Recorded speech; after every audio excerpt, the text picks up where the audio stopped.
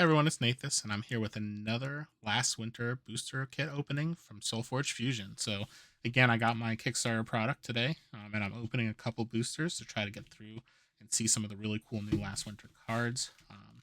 So far, I definitely opened some interesting lists out of my first booster. So I'm hoping that we could top that out of the second one.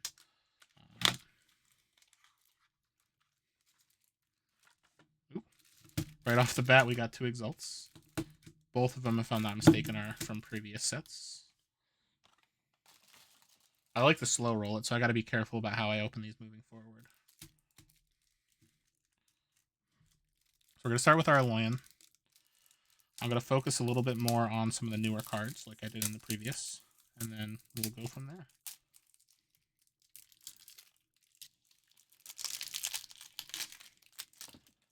All right, so we're starting with an Aloyan Patroller. Stealth and then Exalted. When an opposing creature comes into play, it gets Defender. Oh, that's really cool, because you basically guarantee if this is on Forge that you're going to deal damage if it's Exalted.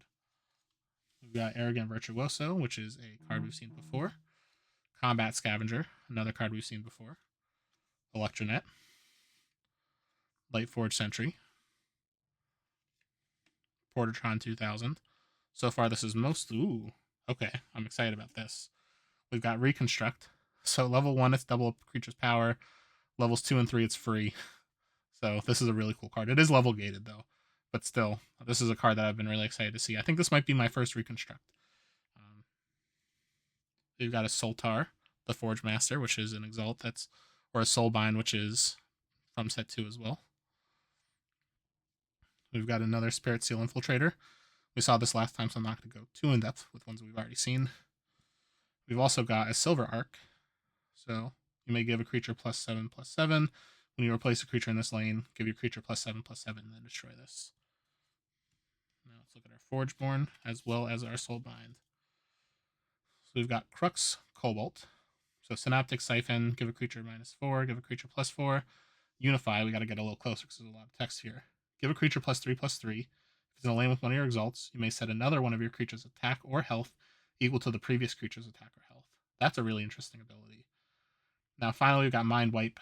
Give each enemy creature -3 attack. They lose all printed abilities and gain Defender. So, very strong control-y Crux Cobalt.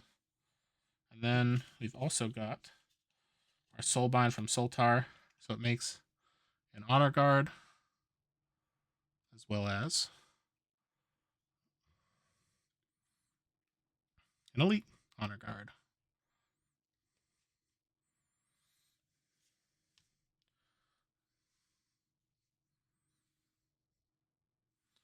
So overall, this is an interesting list because we have a couple creatures that are moderately large on attack, but nothing super crazy in attack. But that being said, taking a Portatron, doubling its attack to 30, not bad at all. We've got one stealth creature, which is interesting, and that's a creature that with the Exalts could definitely be really strong. Now, you could play that Alolan Protect Patroller in a Silver Arc lane without replacing, so you could get that Exalt ability. That being said, we got a little bit of aggressive. We have a couple vanilla creatures, but overall, Soltar is a really awesome card. I wish this had a little bit more armor synergy just because of Soltar. But overall, being able to give stuff armor, being able to move some of your creatures around with Portatron, it's an interesting list. It's nothing super crazy. It's cool that it has a Soulbind, so I'm excited to kind of mess around to see if any of my other decks that use Soltar would pair well with this. But overall, I feel like it's nothing crazy, but it's got some cool cards. All right. Next, we're going to go into Terra. Oh, and this one's foil. I didn't even notice that. That's really exciting. Let me just make sure none of the other decks are foil. No, just do Terra. So this is my first foil deck that I've opened out of the last winter.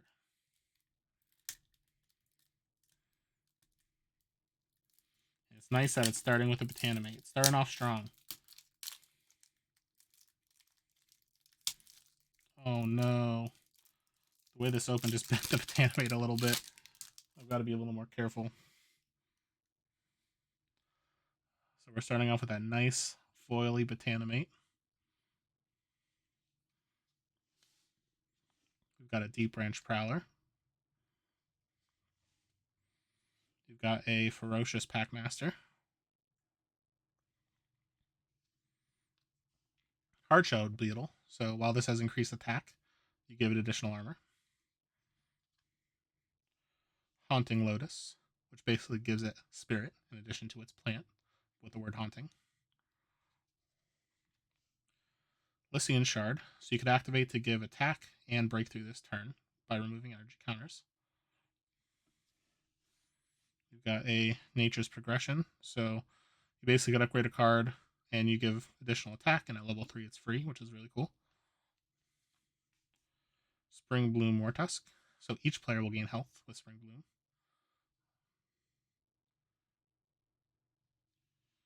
Got a Uprising Tusk Mage, so I really like Tusk Mage a lot. So when you would upgrade the card, give it plus health, is the Tusk Mage side. Now I have a Tusk Mage that also lets you upgrade every turn. That one's pretty insane. For this one, if you gain attack instead, it gains 4 instead, plus 4 instead. Uprising is a really strong ability. And we've got a Venerable Mastodon. So you could activate, give this +3/+3 for each creature you have in play with increased attack. So overall, some interesting cards. Now let's see what our Forgeborn is.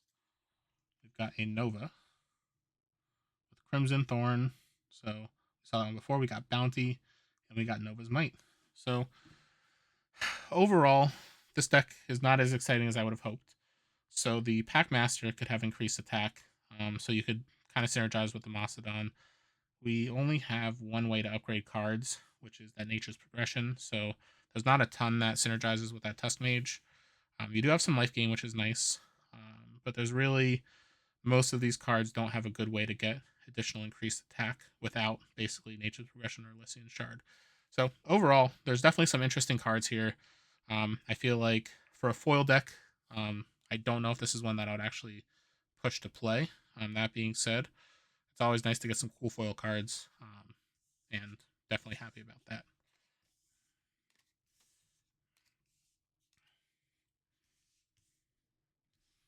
All right. But I'm very disappointed that I bent the corner of that Botanimate.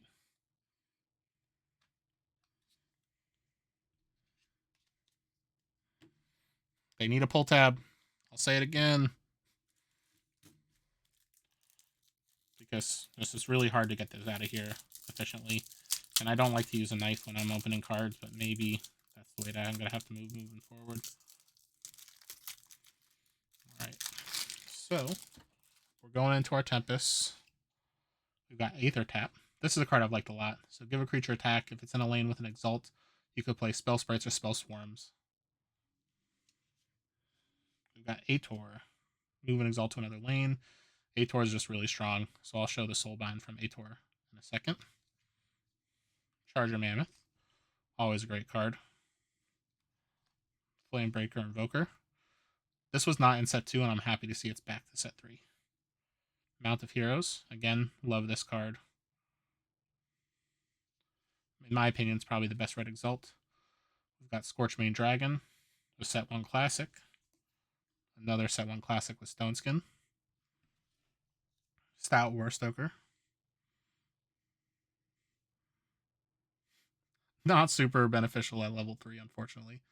6 attack, not really going to do too much. Vigilant Hawk Rider. So Vigilant gives it Defender. Hawk Rider is deploy if it's a lower level than your Forgeborn, you give up to other 2 creatures. Attack.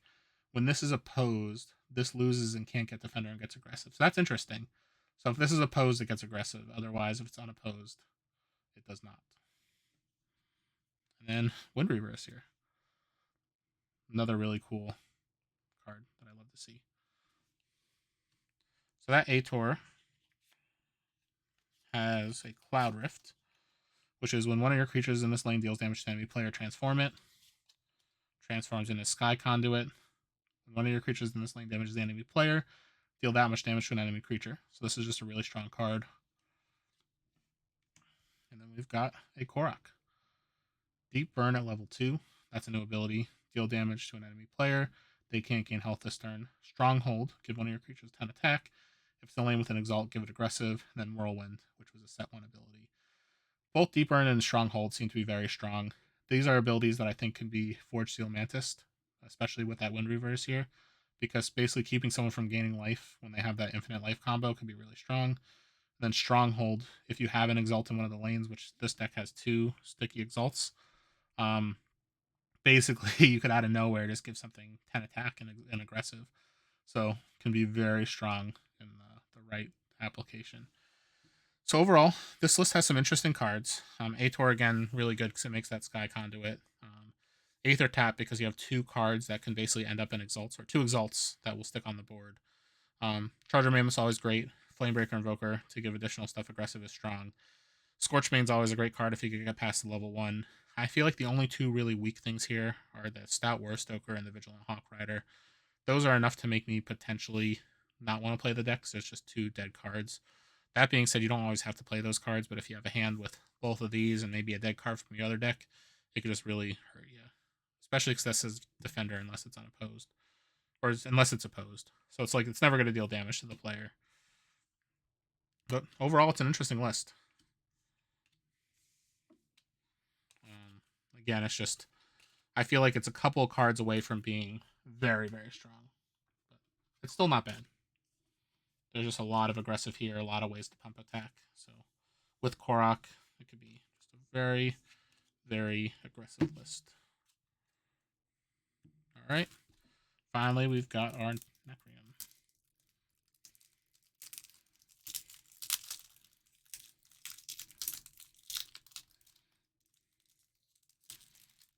So far, I'm thinking in a sealed pool that Tempest is going to be the strongest. So we are starting with a Dissipating Spectre. We got Dreadbolt. Gloom Reaper Hag. Again, starting with some classics. Graveborn Caller, this is a new one. So it's got Stealth, it's a spirit.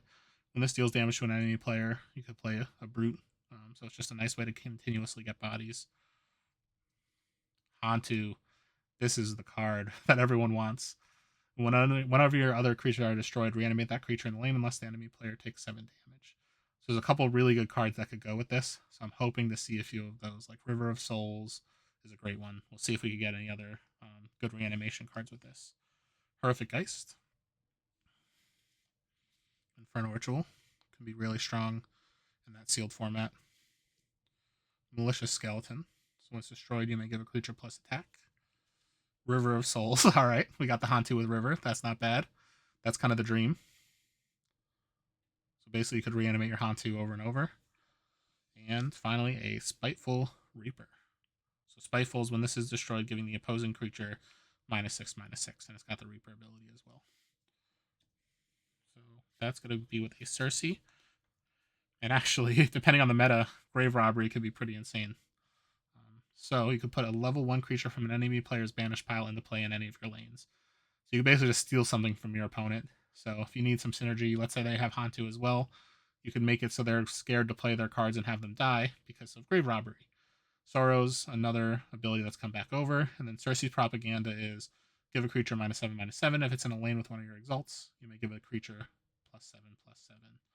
So it's removal plus potential pump.